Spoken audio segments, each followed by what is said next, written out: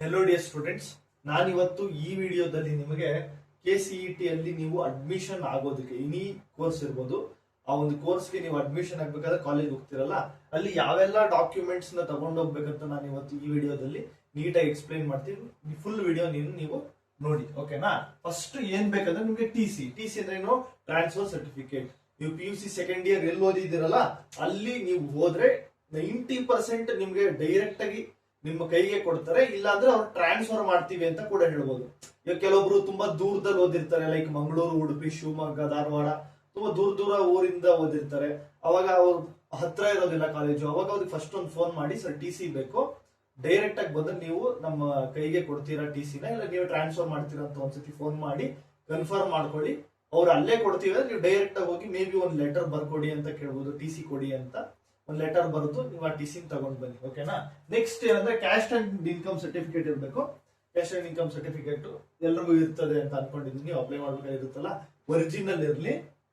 Next SSLC marks card ಬೇಕು, original. ಇಲ್ಲಿ ಏನ್ ಹೇಳ್ತೀನಿ ಎಲ್ಲ ಒರಿಜಿನಲ್. ಆಮೇಲೆ ಮತ್ತೆ ಜೆರಾಕ್ಸ್ ಬಗ್ಗೆ ಹೇಳೋಣ. Next PUC marks card already ಬಂದಿದೆ ಕಾಲೇಜ್ಗಳಲ್ಲಿ, ಒಂದು ವೇಳೆ ಬಂದಿಲ್ಲ ನಿಮ್ ಕಾಲೇಜಲ್ಲಿ ಅಂದ್ರೆ ಪ್ರಾವಿಷನಲ್ ಅಂದ್ರೆ ನಿಮ್ಮ ಒಂದು ಪ್ರಿಂಟ್ ಔಟ್ ಇರ್ತದಲ್ಲ ಮಾರ್ಕ್ಸ್ ಕಾರ್ಡ್ ಸೆಕೆಂಡ್ PUC ಇದು, ಆ ಪ್ರಿಂಟ್ ಔಟ್ ಗೆ ನಿಮ್ಮ ಸೈನ್ ಏನೋ HM ಸೀಲು ಸಿಗ್ನೇಚರ್ ಕೊಡ್ತಾರೆ, ಓಕೆನಾ? ಅಟೆಸ್ಟೆಡ್ ಕಾಪಿ ಅಂತ ಕರೀತಾರೆ, ಅದನ್ನಾದ್ರೂ ನೀವು ತಗೊಂಡು ಹೋಗ್ಬೋದು. ನೆಕ್ಸ್ಟ್ ವೆರಿಫಿಕೇಶನ್ ಸ್ಲಿಪ್ ನೀವು ಡೌನ್ಲೋಡ್ ಮಾಡ್ಕೊಂಡ್ರಲ್ಲ 1 ಮಂತ್ ಬ್ಯಾಕ್, ಫಸ್ಟ್ ರೌಂಡ್ ಅಲ್ಲಿ ಪಾರ್ಟಿಸಿಪೇಟ್ ಮಾಡೋದಕ್ಕಿಂತ ಮೊದಲು ಅದು. ನೆಕ್ಸ್ಟ್ ಫೋಟೋಸ್, ಪಾಸ್ಪೋರ್ಟ್ ಸೈಜ್ ಒಂದು 15 ಫೋಟೋಸ್ ತಗೊಳ್ಳಿ, 25 ತಗೊಳ್ಳಿ, ಅವ್ರು ಎಷ್ಟು ಕೇಳ್ತಾರೆ ಅಲ್ಲಿ ಕೊಡಿ. Next study certificates 1 to 10th ಕೇಳ್ತಾರೆ, ಇಲ್ಲ ಅಂದ್ರೆ ನಿಮ್ದು 12th ಕೂಡ ಕೇಳಬಹುದು, with BO sign and signature with seal, ಓಕೆನಾ? ಇದು 1 to 10th ಕೇಳ್ತಾರೆ. ಕೆಲವೊಬ್ರು 5-6 ಸ್ಕೂಲಲ್ಲಿ ಓದ್ಬಿಟ್ಟಿರ್ತಾರೆ, 1 to 10th ಎಲ್ಲಾ ಸ್ಕೂಲಲ್ಲಿ ಹೋಗಿ ನೀವು ಸ್ಟಡಿ ಸರ್ಟಿಫಿಕೇಟ್ ತಗೊಂಡ್ ಬರ್ಲೇಬೇಕು. ನೀವು ಆಲ್ರೆಡಿ ತಗೊಂಡಿರ್ತಾರ ಅಂತ ಅನ್ಕೊಂತೀನಿ, ಬಟ್ ತಗೊಂಡಿಲ್ಲ ಅಂದ್ರೆ ಆದಷ್ಟು ಬೇಗ ಹೋಗಿ ಫೋನ್ ಮಾಡ್ಕೊಂಡು ಹೋಗಿ ತಗೊಂಡು ಬನ್ನಿ. 12th ಕೂಡ ತಗೊಂಡಿರಿ for the safer side. Next KCET admit card, ಏನ್ ನೀವು ಎಕ್ಸಾಮ್ ಬರ್ದಾರ ಹಾಲ್ ಟಿಕೆಟ್, ಅದಿದ್ರು ಓಕೆ, ಇಲ್ಲ ಮಾಮೂಲಿ PDF ಇದ್ರೆ ಅದು ಪ್ರಿಂಟ್ ಔಟ್ ತಗೊಳ್ಳಿ, ಪರವಾಗಿಲ್ಲ. ನೆಕ್ಸ್ಟ್ KCET ಅಪ್ಲಿಕೇಶನ್ ಹಾಕಿದ್ರಲ್ಲ ಜನವರಿ ಫೆಬ್ರವರಿ ಟೈಮ್ ಅಲ್ಲಿ, ಅದು ಆ ಒಂದು ಅಪ್ಲಿಕೇಶನ್.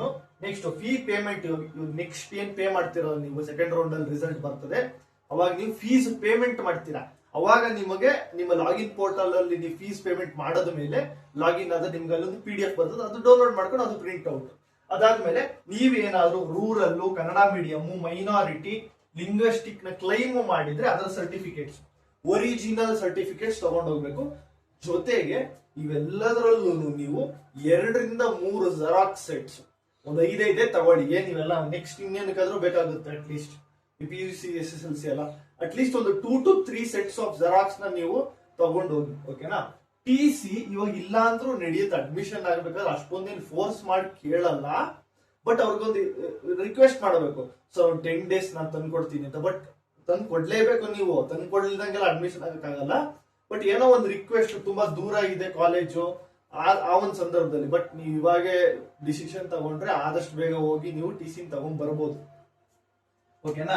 ನೆಕ್ಸ್ಟ್ ಸ್ಟಡಿ ಸರ್ಟಿಫಿಕೇಟ್ಸ್ ನೀವು ಇನ್ನ ಮಾಡ್ಸೇ ಇಲ್ಲ ಅಂದ್ರೆ, ಕೆಲವು ಜನರಲ್ ಮೆರಿಟ್ ಇರ್ತಾರೆ, ನೀವು ಇನ್ನ ಮಾಡ್ಸೇ ಇರಲ್ಲ, ಅವ್ರದ್ದೆಲ್ಲ ಏನಾಗುತ್ತಂದ್ರೆ ನೀವು ಇವಾಗ ಹೋಗಿ ಮಾಡಿಸಿ, ಬಟ್ ಇದನ್ ಇಲ್ದಂಗೆ ಕೂಡ ಅಂದ್ರೆ ಆಮೇಲೆ ಕೊಡ್ಬೇಕು ನೀವು. ಬಟ್ ಸದ್ಯದ ಪರಿಸ್ಥಿತಿಯಲ್ಲಿ ಎಂಡ್ ಆಗೋಗ್ಬಿಡುತ್ತೆ ಡೇಟು, ಅದಕ್ಕೋಸ್ಕರ ಅಡ್ಮಿಷನ್ ಮಾಡ್ಕೊಂಡಿದ್ರೆ ಮಾಡ್ಕೊಂತಾರೆ, ಓಕೆನಾ?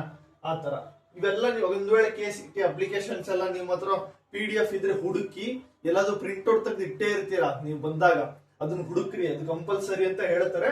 ಬಟ್ ಏನಾದ್ರೂ ಇಲ್ಲ ಅಂದ್ರೆ ರಿಕ್ವೆಸ್ಟ್ ಮಾಡ್ಕೊಬಹುದು. ನೆಕ್ಸ್ಟ್ ಏನಾದ್ರು ಅವರು ನಿಮಗೆ ಏನೋ ಚಾನ್ಸ್ ಕೊಡ್ಬೋದು, ಮತ್ತೆ ಡೌನ್ಲೋಡ್ ಮಾಡ್ಕೊಳ್ಳೋ ತರ ಏನಾದ್ರು. ಬಟ್ ಹುಡುಕ್ರಿ, ಎಲ್ಲಾದ್ರೂ PDF ನಿಮ್ ಫೋನ್ ಅಲ್ಲೋ ಲ್ಯಾಪ್ಟಾಪ್ ಅಲ್ಲೋ ಇಲ್ಲ ಪ್ರಿಂಟ್ ಔಟ್ ಎಲ್ಲೋ ಮನೆ ಯಾವ್ದೋ ಒಂದು ಫೈಲ್ ಎಲ್ಲ ಇಟ್ಟಿರ್ತೀರಾ, ಓಕೆನಾ? ನೆಕ್ಸ್ಟ್ ಫೀ ಪೇಮೆಂಟ್ ರಿಸಿಪ್ಟ್, ಅಂದ್ರೆ ಫಾರ್ ಎಕ್ಸಾಂಪಲ್ ನೋಡ್ಕೊಳ್ಳಿ, 1 ಲಕ್ಷಕ್ಕಿಂತ ಕಡಿಮೆ ಫೀಸ್ ಇದ್ರೆ ನಿಮ್ದು, ಎಕ್ಸಾಂಪಲ್ BPT ಇಲ್ಲ SNQ ಕೋಟಾ ಸಿಕ್ಕಿರುತ್ತೆ, government college, BSc nursing, AG agriculture, veterinary, BSc nursing, allied health sciences, ಇದಕ್ಕೆಲ್ಲ 1 ಲಕ್ಷಕ್ಕಿಂತ ಫೀಸ್ ಕಡಿಮೆ ಇದ್ರೆ ನೀವು normally PhonePe, Google Pay, Paytm ಈ ತರ ಏನ್ ಪೇ ಬೇಕಾದ್ರೂ ಮಾಡಬಹುದು, ಆನ್ಲೈನ್ ಪೇಮೆಂಟ್. ಒಂದ್ ವೇಳೆ 1 ಲಕ್ಷಕ್ಕಿಂತ ಜಾಸ್ತಿ ಇದ್ರೆ ದಯವಿಟ್ಟು ಚಲನ್ ಡೌನ್ಲೋಡ್ ಮಾಡ್ಕೊಂಡು ನಿಯರೆಸ್ಟ್ ಬ್ಯಾಂಕ್, ಯಾವ್ದಾದ್ರು ಒಂದು ಬ್ಯಾಂಕ್ ಹೋಗಿ ನೀವು ಚಲನ್ ವಿತ್ ಕ್ಯಾಶ್ ಕೊಟ್ರೆ ಅವ್ರು ಕಟ್ತಾರೆ. ವಿತಿನ್ 2 hours ಅಪ್ಡೇಟ್ ಆಗ್ತದೆ. ಆಮೇಲೆ ನೀವು ಫೀ ಪೇಮೆಂಟ್ ರೆಸಿಪ್ಟ್ ನೀವು ಡೌನ್ಲೋಡ್ ಮಾಡ್ಕೊಬಹುದು. ಅದು ಡೌನ್ಲೋಡ್ ಮಾಡ್ಕೊಂಡು ನೀವು ಕಾಲೇಜ್ ಹೋದ್ರೆ ಅಡ್ಮಿಷನ್ ಆಗ್ಬೋದು with all these certificates with 3 set of xerox. 2 set ಬೇಡ, 3 ಸೆಟ್ ಆಫ್ ಜೆರಾಕ್ಸ್ ತಗೊಂಡು ಪೇಮೆಂಟ್ ಆಗ್ಬೋದು. ನೆಕ್ಸ್ಟ್ ಸರ್, ಥರ್ಡ್ ರೌಂಡ್ ಅಲ್ಲಿ ಯಾವ ತರ ಪಾರ್ಟಿಸಿಪೇಟ್ ಮಾಡೋದು ಅದಕ್ಕಿನ್ನ ಹೇಳಿಲ್ಲ ಯಾವ ತರ ಅಂತ. ಬಟ್ ಅಡ್ಮಿಷನ್ ಆಗ್ಲೇಬೇಕು. ಆಮೇಲೆ ಥರ್ಡ್ ರೌಂಡ್ ಅಲ್ಲಿ ಖಂಡಿತವಾಗ್ಲೂ ಮಾಡಬಹುದು, ಚಾನ್ಸ್ ಇದೆ. ಖಂಡಿತವಾಗ್ಲೂ ನೀವು ಥರ್ಡ್ ರೌಂಡ್ ಅಲ್ಲಿ ಪಾರ್ಟಿಸಿಪೇಟ್ ಮಾಡಬಹುದು. ಅದಕ್ಕೇನೋ ಒಂದು ಲಿಂಕ್ ಇಲ್ಲ ಏನೋ ಒಂದು ಬಟನ್ ಏನೋ ಒಂದು ಎನೇಬಲ್ ಮಾಡ್ತಾರೆ, ನಾನು ಹೇಳ್ತೀನಿ, ಡೋಂಟ್ ವರಿ. ಬಟ್ ಇವಾಗ ನೀವು ಫುಲ್ ಫೀ ಕೊಟ್ಟು ಅಡ್ಮಿಷನ್ ಕಂಪಲ್ಸರಿ. ಓಕೆನಾ? ಯಾಕೆ ಆತರ ಅಂದ್ರೆ 95% at least 90% of students admission second round ಅಲ್ಲಿ ಆಗ್ಬಿಡ್ತಾರೆ. 10% ಆಫ್ ಸ್ಟೂಡೆಂಟ್ಸ್ ಅಡ್ಮಿಷನ್ ಲೇಟ್ ಆಗಿ ಆಗ್ಬೋದು ಥರ್ಡ್ ರೌಂಡ್ ಅಲ್ಲಿ. ಬಟ್ ಆ 10% ಗೋಸ್ಕರ ಇಷ್ಟು 90% ಜನಕ್ಕೆ ಕಾಯಿಸಬಾರ್ದು ಅಂತ ಆತರ ಮಾಡ್ತಾರೆ. ಮತ್ತೆ ಕಾಲೇಜ್ ಸ್ಟಾರ್ಟ್ ಆಗ್ಬಿಡುತ್ತೆ ಸರ್. ಕಾಲೇಜ್ ಸ್ಟಾರ್ಟ್ ಆಗೋದು ಮೇ ಬಿ 1 ವೀಕ್ ಆಗಿರ್ಬೋದು. ಕೆಲವೊಂದು ಕಾಲೇಜಲ್ಲಂತೂ ಸ್ಟಾರ್ಟ್ ಮಾಡಲ್ಲ. 3 ರೌಂಡ್ ಮುಗಿದು ಅಕ್ಟೋಬರ್ 1st ಅಲ್ಲಿ ಸ್ಟಾರ್ಟ್ ಮಾಡೋರು ಇರ್ತಾರೆ ಅಂತ ಕಾಲೇಜ್ಗಳು. ಇನ್ನ ಕೆಲವರು ಸೆಪ್ಟೆಂಬರ್ 15th ಅನ್ನೋದು 90% ಕಾಲೇಜಸ್ ಅಲ್ಲಿ ಇದೇನೆ. ಕೆಲವರು ಅಕ್ಟೋಬರ್ ಅಲ್ಲಿ ಮಾಡೋದು ನಾನು ನೋಡಿದ್ದೀನಿ. ಓಕೆನಾ? ಸಿಲೆಬಸ್ ಬಗ್ಗೆ ಡೌನ್ಲೋಡ್ ತಲೆನೇ ಕೆಡ್ಸ್ಕೊಂಬೇಡಿ ನೀವು. ಯಾಕಂದ್ರೆ ಜಸ್ಟ್ 1 ವೀಕ್ ಆಗಿದ್ರು ನಿಮ್ಗೆ ಲಾಸ್ ಆಗಲ್ಲ. ಬಿಕಾಸ್ ನೀವು 4 ವರ್ಷ ಆ ಕಾಲೇಜಲ್ಲಿ ಇರ್ತೀರಾ. ನಿಮ್ಗೆ ಇವಾಗ ಸಿಕ್ಕಿರೋಂತ ಇದಕ್ಕಿಂತ ಬೆಟರ್ ಕಾಲೇಜ್ ಸಿಕ್ಕಿದ್ರೆ. ಓಕೆನಾ? ನೆಕ್ಸ್ಟ್ ಇನ್ನೊಂದೇನಂದ್ರೆ, ಥರ್ಡ್ ರೌಂಡ್ ಅಲ್ಲಿ ಪಾರ್ಟಿಸಿಪೇಟ್ ಮಾಡಿದ್ರೆ ಇವರೆಲ್ಲ ನಿಮ್ಮ ಸರ್ಟಿಫಿಕೇಟ್ಸ್, ನಿಮ್ಮ ಒಂದು ಫೀಸ್ ನ ವಾಪಸ್ ಕೊಡ್ತಾರ ಅಂತ. ನೋಡಿ ಮಕ್ಕಳೇ, ಯಾವುದೇ ಕಾರಣಕ್ಕೂ ಅವರು ನಿಮ್ಮ ಫೀಸ್ ಅನ್ನ ಕಾಲೇಜ್ ಅವ್ರಿಗೆ ಕೊಟ್ಟಿರಲ್ಲ. ಕೆಇಎ ಅವ್ರ ಹತ್ರನೇ ನಿಮ್ಮ ಕಂಪ್ಲೀಟ್ ಫೀಸ್ ಇರ್ತದೆ. ಅದನ್ನ ಅವರು ಥರ್ಡ್ ರೌಂಡ್ ಆದ್ಮೇಲೆ ಕಾಲೇಜ್ಗಳು ಟ್ರಾನ್ಸ್ಫರ್ ಮಾಡೋದು ಸರಿನಾ? ಮತ್ತೆ ಸರ್ಟಿಫಿಕೇಟ್ಸ್ ನ ಅವ್ರು ಟ್ರಾನ್ಸ್ಫರ್ ಮಾಡ್ತಾರೆ ಕಾಲೇಜಿಂದ ಕಾಲೇಜ್ಗೆ. ಅದ್ರ ಬಗ್ಗೆ ನೀವು ತಲೆನೇ ಕೆಡ್ಸ್ಕೊಂಬೇಡಿ. ತುಂಬಾ ಲಿಬರಲ್ ಆಗಿರ್ತದೆ, ಅವರು ಟೇಕ್ ಓವರ್ ಮಾಡ್ತಾರೆ. ಓಕೆನಾ? ಅದಕ್ಕೆ ನಿಮ್ಗೆ ಏನು ರಿಸ್ಕ್ ತಗೊಳ್ತಕ್ಕಂಥದ್ದು ಏನಿಲ್ಲ. ಮೇ ಬಿ ಅವ್ರೇನೇ ಸರ್ಟಿಫಿಕೇಟ್ಸ್ ಕೊಡ್ತೀವಿ ತಗೊಂಡೋಗಿ ಅಂತ ಹೇಳ್ಬೋದು ನಿಮ್ಗೆ ಸಿಕ್ಕಿರೋ ಕಾಲೇಜು ಇಷ್ಟ ಇಲ್ಲ ಅಂದ್ರೆ. ಮತ್ತೆ ಕೆಲವೊಬ್ರಿಗೆ ಏನಾಗುತ್ತೆ, ಯಾವ್ದೋ ಒಂದು ಪರ್ಟಿಕ್ಯುಲರ್ ಕಾಲೇಜ್ ಅಲ್ಲಿ ಇರ್ತದೆ, ಆ ಕಾಲೇಜಲ್ಲಿ ಬೇರೆ ಬ್ರಾಂಚ್ ಸಿಕ್ಕಿರ್ತದೆ.